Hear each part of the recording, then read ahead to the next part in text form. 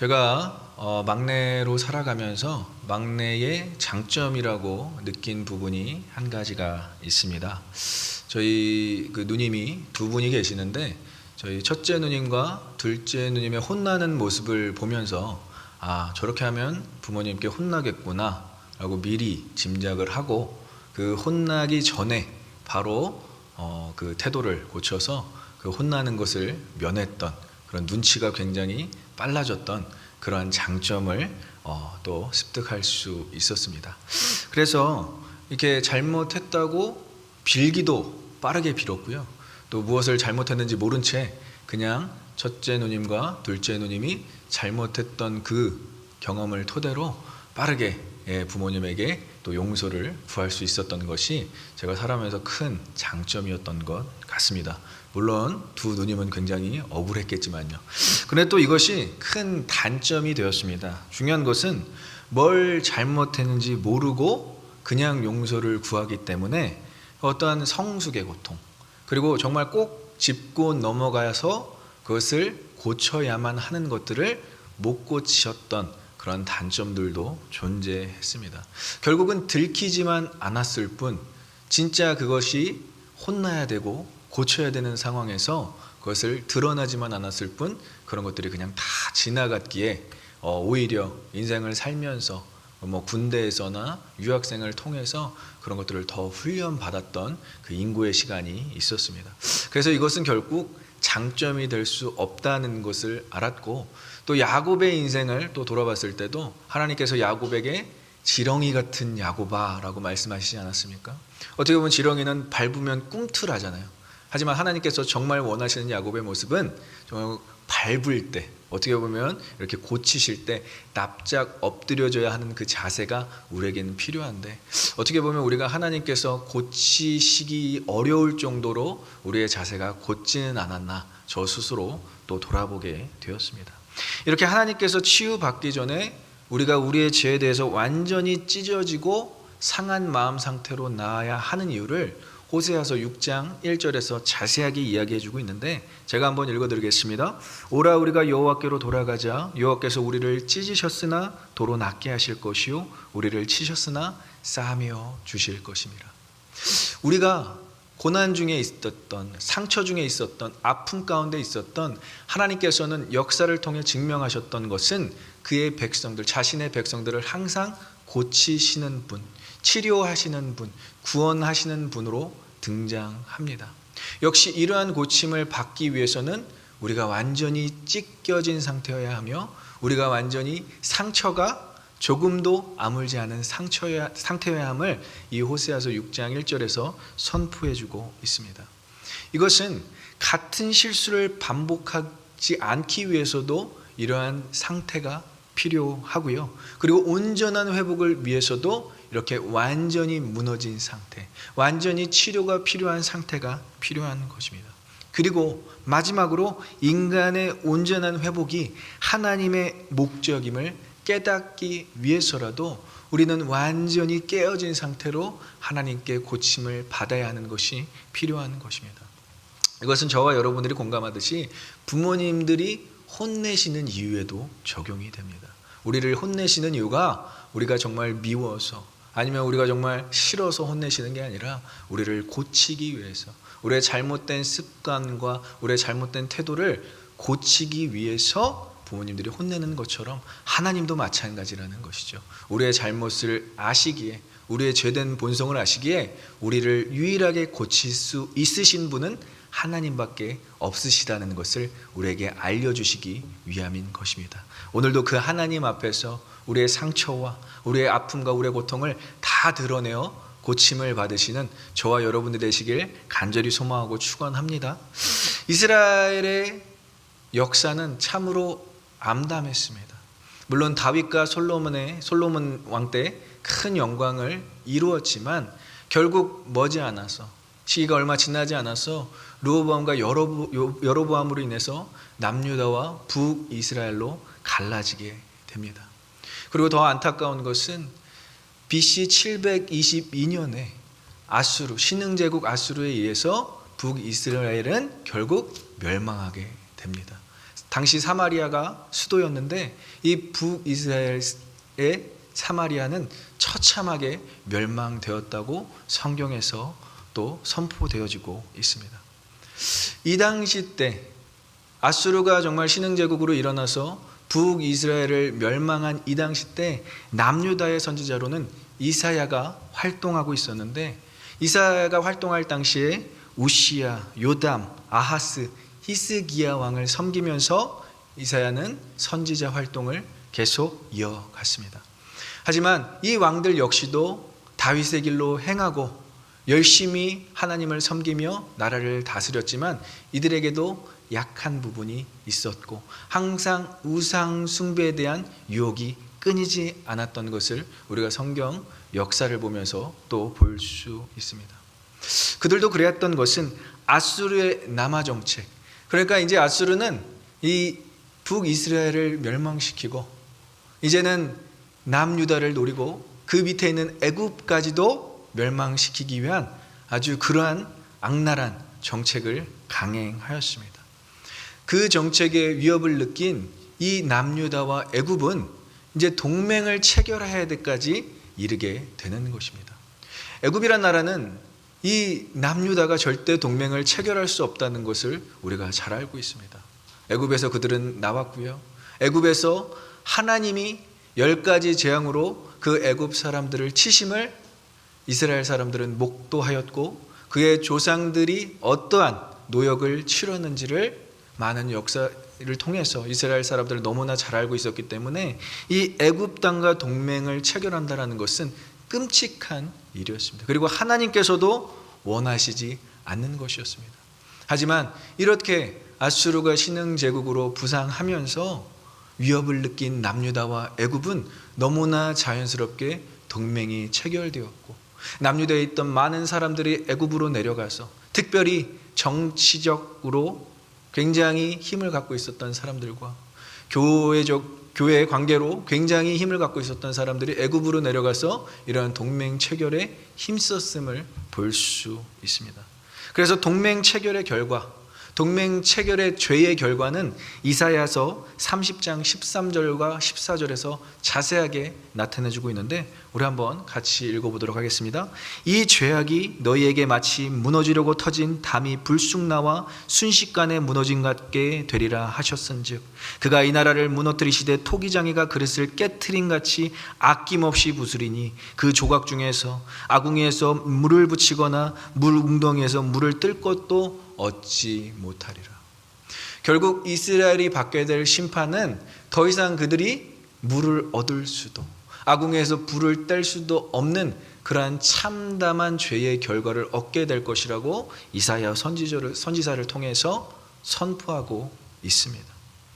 그래서 결국 이 동맹 체결을 하나님께서 원하시지도 않을 뿐더러 더욱더 원하시지 않았던 이유는 이들의 우상 숭배, 이 애굽에 행했던 우상 숭배가 이 남유다에게 자연스럽게 행해지는 그 안타까운 모습을 보면서 이사야는 하나님의 마음을 갖게 되었고 결국 그것들이 너희들을 완전히 무너뜨릴 것이다 라고 선포하고 있는 것입니다. 다행히 이들은 애굽과의 동맹을 길게 이어가지는 않았습니다. 그리고 그렇게 동맹 체결을 하지 않고 돌아온 백성들을 하나님께서 다시 치유하시고 싸매시는 장면이 바로 오늘 우리가 읽었던 본문인 것입니다. 그래서 그런 그들을 다시 치유하시는 하나님의 사랑과 은혜를 표현하고 있습니다. 비록 자신을 떠났던 백성일지라도 우상 숭배를 선택했던 백성들을 할지라도 하나님께서는 치유하시고 회복하신다는 은혜의 메시지를 이사야 선지자가 선포하고 있는 것입니다. 그래서 도입부에서 이러한 표현이 있습니다. 자기 백성의 상처, 그 상처를 고치시는 날. 어떻게 보면 이 문구가 오늘 본문의 주제라고 할 수 있습니다. 자기 백성을 고치시는 날. 여기서 자기 백성의 히브리 단어는 암모라는 단어입니다. 암모라는 단어는 남유다에 있는 백성들을 이 본문에서는 지칭하고 있지만 더 나아가서 하나님이 택하신 모든 백성을 지칭하고 있습니다. 비록 아수르에 의해서 멸망을 당했지만 그들도 역시 하나님이 선택하신 백성들 중에 일부고, 남유다도 비록 실수는 했지만 여전히 하나님의 백성, 하나님의 소유된 백성임을 선포하고 강조하는 단어가 바로 이 암모라는 단어입니다. 그리고 더 나아가서 미래교회 시대에 이렇게 신앙생활을 하고 있는 우리 오버플로잉 교회 성도들처럼 신앙생활을 하고 있는 모든 성도들을 지칭하고 있는 단어가 바로 이 암모라는 단어입니다. 그래서 자기 백성이라는 표현을 들었을 때 우리는 우리가 바로 하나님의 백성이구나 라는 그러한 자신감과 그러한 자존감을 회복해야 하는 것입니다. 자기 백성, 우리가 바로 그 하나님의 백성인 것입니다. 그리고 여기서 이야기하는 상처는 히브리어 단어로 쉐베르라는 단어인데, 이 쉐베르는 깨어짐, 부서짐을 상징하고 있습니다. 그리고 표현하고 있습니다. 이것은 죄로 인해 부서진 인간의 창조 목적, 즉 죄로 인해서 깨어진 인간의 하나님의 형상을 그려내고 있습니다. 우리가 죄로 인해서 하나님의 형상이 깨어졌다는 것입니다. 더 이상 하나님과의 교제가 이루어질 수 없을 정도로 깨져 있는 상태를 이야기합니다. 이것은 또 이스라엘 남유다 백성들이 우상 숭배로 인해서 이들에게는 그것이 올무가 되어서 아픔과 육신의 괴로움으로 결국은 죄의 결과를 맞이할 수밖에 없었다는 것을 의미합니다. 그래서 이 쉐베르, 이 상처라는 단어도 많은 것들을 포함하고 있는 단어입니다. 단순히 하나님의 형상만 깨어진 것이 아니라 그 깨어진 형상 때문에 우리가 겪게 되는 고통과 아픔과 슬픔, 최종적으로는 사망에 이르는 그 모든 것들을 지칭하고 표현하는 단어입니다. 하지만 여기서 중요한 단어는 무엇입니까? 고치시는 하나님. 우리 잘 알고 있는 그 하나님의 명칭 중에 여호와 라파가 있지 않습니까? 여호와 라파. 이 여호와 라파가 바로 고치시는 하나님, 치유의 하나님을 표현해주고 강조하고 있습니다. 고치시는 하나님을 경험하게 될 것인데, 이 여호와 라파, 여기서 쓰여진 단어는 라흐파. 라흐파는 동사인데 이 동사가 미래형으로 쓰여져 있다는 거예요. 치유하실 하나님, 이라파라고 쓰여져 있습니다. 그러니까 아직 치유가 일어나지는 않았어요. 이것은 전제 조건이 필요한 것입니다. 인간의 어떠한 행위, 인간의 어떤 하나님에 대한 반응이 필요한 것으로 미래형으로 적혀져 있어요. 그래서 고치실 날에는 이라는 표현이 더욱더 정확합니다. 이 고치실 날에는 어디까지 포함하고 있을까요? 바로 종말의 때까지 포함하고 있는 것입니다.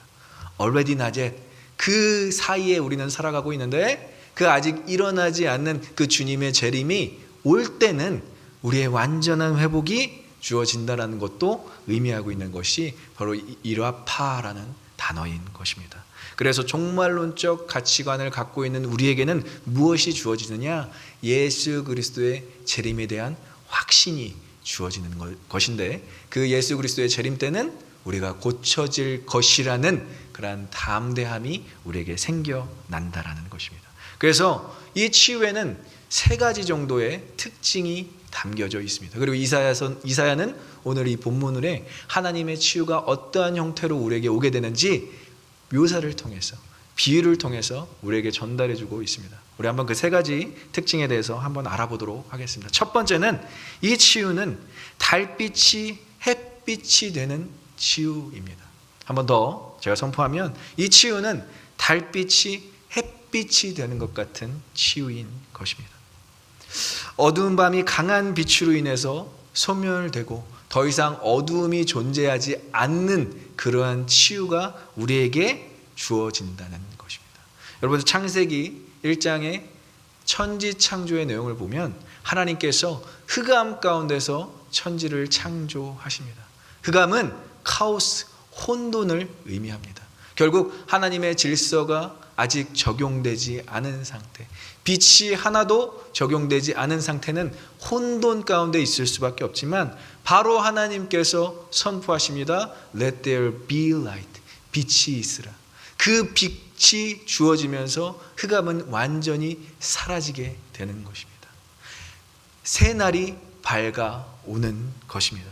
그래서 하나님께서 빛으로 우리에게 임하신다는 것, 달빛이 햇빛이 된다는 의미는 더 이상 그 희미한 빛이 아니라 완전한 밝은 빛으로 찾아오시는데 그것이 우리의 치유가 될 수 있다라는 것입니다. 수술대를 제가 직접 경험해 보진 않았지만 우리 의학 드라마를 보면 밝은 빛을 켜고 거기서 치료를 하는 의사들의 모습을 볼 수 있습니다. 사람을 치료하기 위해서는 그 어두움에서 치유하는 것이 아니라 정말 그 내부를 다 볼 수 있을 정도의 밝은 빛이 필요하다는 것을 우리가 그러한 드라마 가운데서 볼 수 있듯이 하나님이 우리를 치료하시기 위해서는 우리의 어둠이 완전히 낱낱이 드러나야 되는 것. 제가 좋아하는 단어는 하나님 앞에서 우리의 어둠이 완전히 폭로되어야 된다는 것입니다. 그 빛은 우리의 죄를 폭로시킬 것입니다. 하지만 그것이 우리가 심판받고 우리가 저주받아야 되는 것이 아니라 치료를 받아야 하기 때문에 우리의 죄가 완전히 폭로되어야 할 줄 믿습니다. 그래서 어느 곳에 있든 무엇을 하든 진리, 예수 그리스도 그 빛이 드러난 상태에서 우리는 거할 수밖에 없는 것입니다. 그래서 여러분들은 예수를 믿기 시작하면 이제 죄 짓기가 더 힘들어지는 거예요. 어둠 가운데 거하기가 더 힘든 사람들이 되는 거예요. 내가 왜 예전에 습관들이 안 되지? 그렇게 여러분들 혹시 생각하신다면 여러분들은 이미 예수 그리스도의 빛 되심을 따라 행하기 때문에 그렇습니다. 이것을 누가 선포해 주냐? 바로 요한복음 8장 12절에서 이렇게 예수님께서 선포하고 계십니다. 우리 한번 같이 읽어보겠습니다. 예수께서 또 말씀하여 이르시되 나는 세상의 빛이니 나를 따르는 자는 어둠에 다니지 아니하고 생명의 빛을 얻으리라. 여러분들은 이 생명의 빛을 소유하고 있는 자들인 줄 믿습니다. 빛은 빛에 거할 수밖에 없는 거예요. 더 이상 어둠에 거할 수 없는 거예요. 이렇게 완전히 달빛이 햇빛 되는 정도로의 그 광채로 우리에게 다가오시는 것은 하나님께서 우리를 완전히 치유해 주시기 위해서, 우리의 죄를 완전히 폭로하기 위해서 하나님께서 우리에게 빛으로 다가오시는 것입니다. 이 빛이 또 무엇이냐? 바로 예수 그리스도 그분이신 것입니다. 그래서 요한복음에는 말씀이 육신이 되어 이 땅 가운데 거하매 그 빛이 이 땅 가운데 거하셨다고 이야기하고 예수님 스스로도 자신은 세상의 빛이라고 이야기하십니다. 예수를 믿는 우리는 더 이상 세상의 유혹에 어둠 가운데 그것을 따라가며 사는 사람들이 아니라 예수님의 빛을 따라 살아가는 사람들인 줄 믿습니다. 이 진리와 이 빛이 숨겨질 수 없다라고 이야기합니다. 이 빛을 따라가는 사람들, 이 예수 그리스도의 빛을 따라가는 사람들 역시 예수님께서는 세상의 빛과 소금이라고 이야기하는데 산 위에 있는 동네가 이 빛을 숨길 수 없다고 이야기해요. 팔레스틴 지역은 산이 많았습니다. 그 고도의 산 위에 집들이 있었어요. 그 집들에 불빛이 비치면 사막에서 길을 잃은 사람들 혹은 방랑자들, 불황자들 아니면 이방인들 아니면 처음 그 팔레스틴 지역을 밟는 사람들은 저 마을의 빛을 보면서 내가 그 길을 따라가야지 라고 생각했던 것입니다. 그 팔레스틴 지역에 밝게 빛나는 세상의 빛이 바로 우리인 것입니다. 그 빛처럼 살아가신 예수 그리스도를 따라가는 우리가 바로 세상의 빛이 될 수 있다는 것입니다. 그래서 예수 그리스도를 따라 사는 삶은 빛을 따라 사는 삶인 것입니다. 오늘도 그 빛으로 치유함을 받아서 온전히 빛 가운데 거하시는 저와 여러분들의 시길 간절히 소망하고 축복합니다. 두 번째는 어떠한 치유냐? 바로 햇빛이 7배가 되는 치유라고 이사야는 선포하고 있습니다. 이사야는 이제 햇빛, 우리에게 비춰지는 빛은 달빛이 아닌 햇빛인데 그 햇빛이 7배나 된다고 이야기하고 있습니다. 이 7배는 무엇을 의미하냐? 7이라는 숫자는 완전한 수, 하나님의 숫자를 의미합니다. 그리고 천지창조의 일수를 의미합니다. 하나님께서는 6일 동안 세상을 창조하시고 하루를 쉬셨습니다. 하지만 그 모든 7일이 세상을 만든 완전한 일수에 포함되고 있는 것입니다. 이것은 무엇을 의미하냐?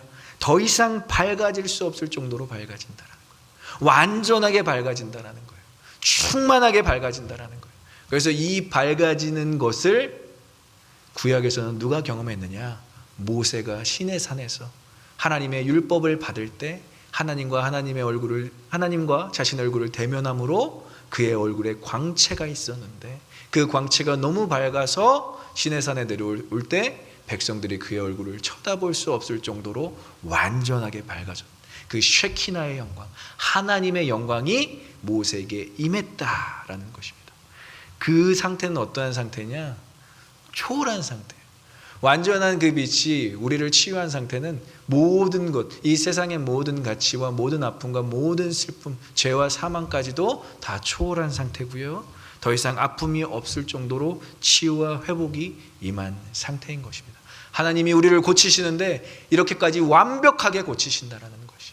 하나님께서 우리를 고치시는데 그냥 대충 아픈 부위만 해결하고 대충 우리가 어려워하는 부분만 해결해 주는 그 정도의 차원이 아니라 하나님의 형상이 완전히 우리에게 부어져서 우리가 완전히 고침을 받는다라는 표현이 햇빛이 7배가 된다라는 표현인 것입니다. 세상 태양도 7배가 되면 우리가 그것을 어떻게 쳐다봐야 할지 감당이 안 되는데 그 영광이 하나님의 영광 같다고 생각해 보십시오. 우리가 그 영광에 참여할 수조차 있겠습니까? 하지만 하나님께서 그 영광 가운데 우리를 부르시고 계신다라는 거예요. 그러면 그 밝게 빛나는 그 빛 가운데 참여하시겠습니까? 아니면 아직 때가 아니라고 우리가 거부하겠습니까? 그 빛이 빛나는 곳에는 우리가 거부할 수 없는 거예요. 우리가 하나님을 선택했고 하나님이 우리를 선택하셨다면 하나님께서 그 밝은 빛으로 우리를 오늘도 부르시고 계신 줄 믿습니다.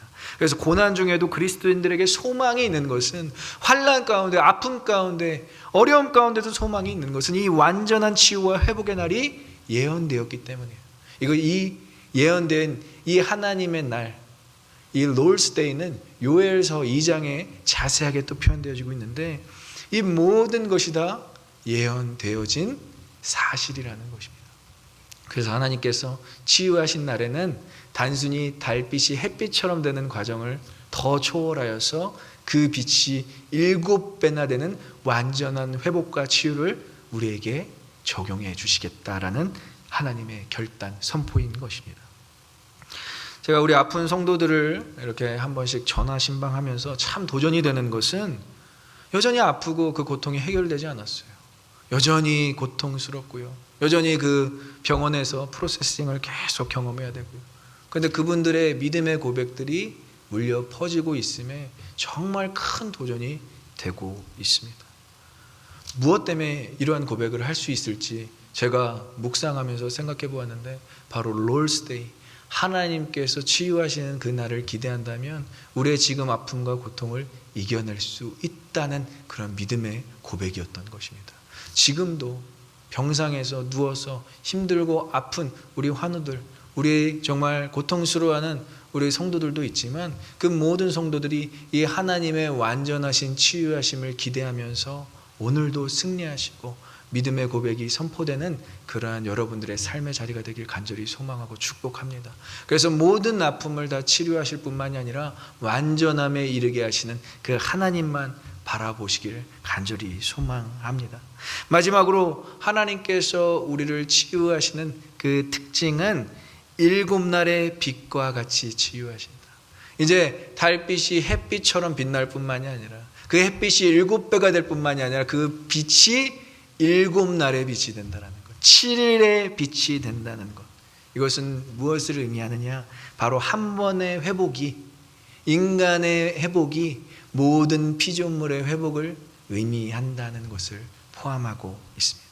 인간의 회복뿐만이 아니라 인간이 회복되면 모든 하나님께서 창조하신 창조물들 역시 회복된다는 그러한 놀라운 선포의 고백인 것입니다.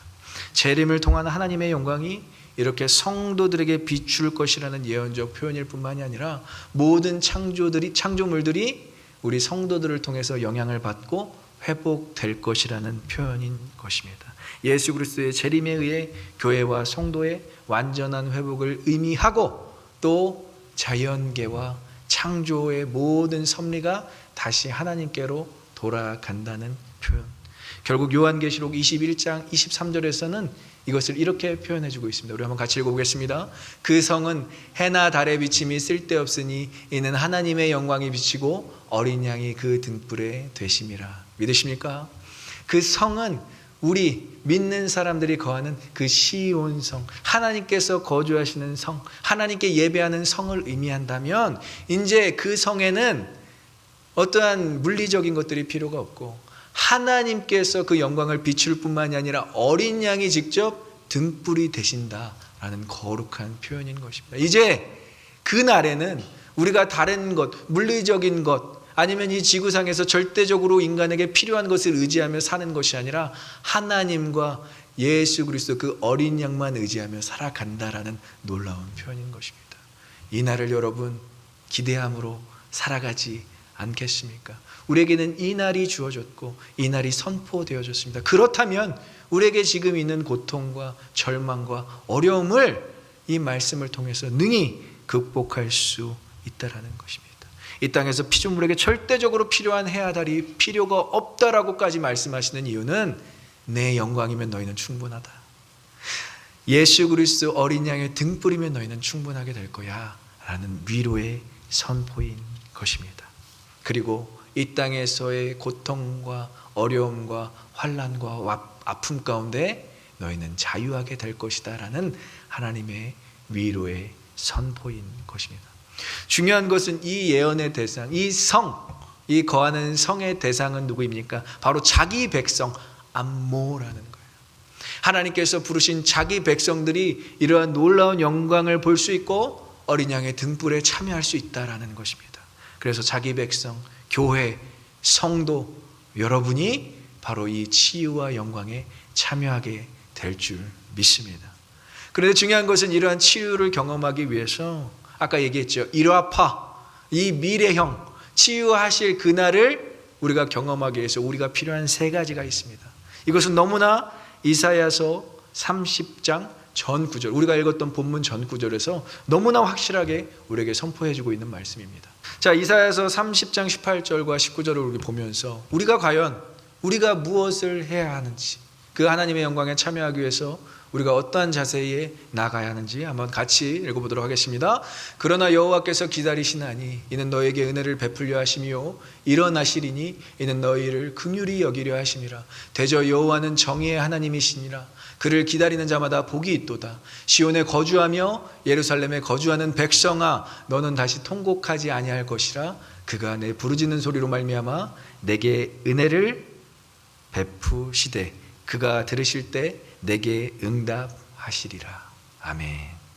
자, 여기서 세 가지가 적용되어서 우리에게 전달됩니다. 첫 번째 뭐죠? 기다리는 자. 이 땅의 성도를 의미해요. 시온에 거주하며 예루살렘에 거주하면서 기다리는 자, 여호와를 기다리는 자가 그러한 복, 치유의 복을 받을 수 있는 것입니다. 또 두 번째는 시온에 거주하며 예루살렘에 거주한다라는 말은 무엇이냐? 그 자리를 떠나지 않는 자들, 남은 자들을 의미하고 있어요. 애국과 동맹 체결을 하지도 않고 우상 숭배를 하지도 않는 결단한 백성들, 하나님만 예배하겠다고 다짐한 백성들일 뿐만이 아니라 이제 남유다도 멸망하고 포로 가운데 끌려가게 됐을 때에도 하나님의 도를 버리지 않는 자들까지 포함하고 있는 것. 그래서 시온에 거주하는 자, 예루살렘에 거주하는 자들은 예배하는 자들, 남은 자들, 하나님을 포기하지 않는 자들을 의미하고 있습니다. 마지막으로 정말 우리가 이 치유에 동참하기 위해, 이 치유를 경험하기 위해 해야 되는 일은 마지막 문장에 보면 내 부르짖는 소리로 말미암아 내게 은혜를 베풀 것이다. 결국 이 부르짖는 것, 이것은 무엇을 의미합니까? 회개를 의미하는 것입니다. 우리에게 회개가 일어나지 않으면 치유를 경험할 수 없습니다. 제가 서론에 얘기했던 것처럼 우리가 뭘 잘못했는지 모르면 완전히 그 상태와 그 습관과 그 잘못된 부분들을 고칠 수 없는 거예요. 우리가 비록 죄를 짓고 살지만 이 땅 가운데 영적 전쟁을 하면서 우리가 날마다 쓰러지는 자리 가운데 있지만 우리가 우리의 잘못을 절대적으로 인식하고 하나님께 부르짖을 때 하나님께서 우리를 온전히 치유하실 줄 믿습니다. 그러면 여러분들이 두려운 마음을 갖기보다 이 부르짖을 때 하나님 우리를 고쳐주시옵소서, 하나님 우리를 치유하여 주시옵소서, 나의 문제, 나의 가정의 문제, 나의 어떤 직장의 문제뿐만이 아니라 이 나라의 모든 죄악 가운데 하나님 용서를 구하면서, 하나님께 용서를 구하면서 부르짖을 때 이 놀라운 치유가 우리에게 임하게 될 줄 믿습니다. 나의 백성이 돌아오고 하나님의 말씀에 순종하며 나아갈 때 Lord's Day, 하나님의 날이 온전히 임하게 되는 것, 이것을 이사야 선지자뿐만이 아니라 북이스라엘의 같은 시기에 사역을 했던, 선지자 역할을 했던 호세아도 이렇게 돌아가자, 여호와께 돌아가자, 그가 찢으셨으나 우리를 싸매실 것이다 라고 선포하였고, 또 요엘 선지자 역시 우리가 하나님을 찾을 만할 때 하나님께서 우리를 만나 주실 것이다 라고 이야기하는 것처럼, 우리가 하나님을 찾아야 될 때는 바로 이때인 것입니다. 우리가 회개를 해야 될 때는 바로 이때인 것이며, 우리가 치유와 회복이 필요한 때도 바로 지금 이때이기 때문에 우리가 기다릴 뿐만이 아니라 시온에 거주하며 예배할 뿐만이 아니라 우리의 모든 죄악을 회개해야 될 줄 믿습니다. 그 회개의 자리 가운데 담대히 나아가셔서 부르짖고 통회하며 참회할 뿐만이 아니라 하나님의 거룩하신 영광의 치유함을 받으시는 저와 여러분들의 시기를 간절히 소망하고 축복합니다. 기도하겠습니다.